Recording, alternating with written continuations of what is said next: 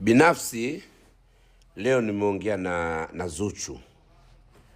Nimeongea na Zuchu na moja kati ya kitu ambacho kimeniumiza ni kuona mwanaume mwenzangu anachezea upendo wa dhati kutoka kwa binti ambaye aliamua kumpenda.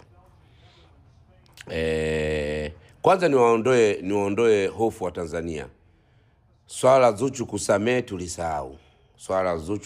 tulisahau. Nafikiri amefika kikomo sasa ya kusema siwezi kila siku kukusamehe kwa kosa hilo. Siwezi kukusamehe kwa kosa hilo. Raya wanandoa, mkeo akikwambia kitu unamsikiliza na mume akimwambia mkeo kitu anamsikiliza. Zuchu anamsikiliza mumewe kile anachosema, lakini sasa Mwambino kumsikiliza Zuchu anachotaka amwambie. Tuanze swala la dansa. Zuchu alimwambia, huyu ni dansa wangu, umeshafanya naye show, sitaki aende show ya Mbeya.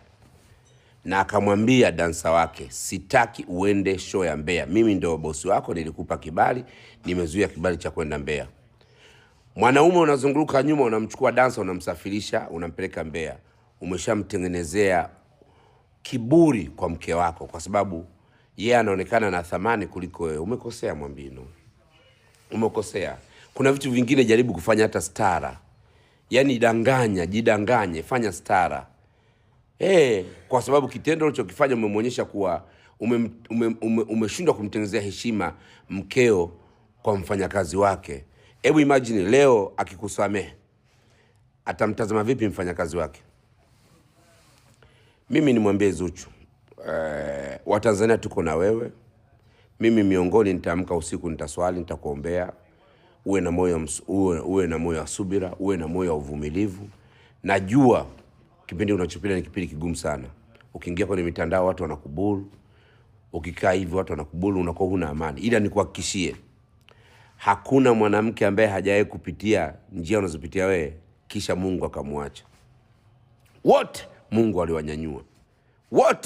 aliwanyanyua na aliwafanya kuwa mawinguni na kuwaongezea thamani mbele za watu. Na kuhakikishia Mwambino atakuja kujuta kukosana na wewe. Atakuja kujuta yeye na Ahlul Bait na kizazi chake. Chukua kutoka kwangu hiyo. Be strong. Litapita, litaisha. Wewe sio wa kwanza wala hautokuwa wa mwisho kupitia hilo unapitia. Wanaume wapumbavu wapo na wanaume werevu tupo. Tunaishi kwenye ndoa zetu. Wanaume wapumbavu wanaharibu ndoa zao kwa vitu vya pembeni, vya kijinga, michepuko.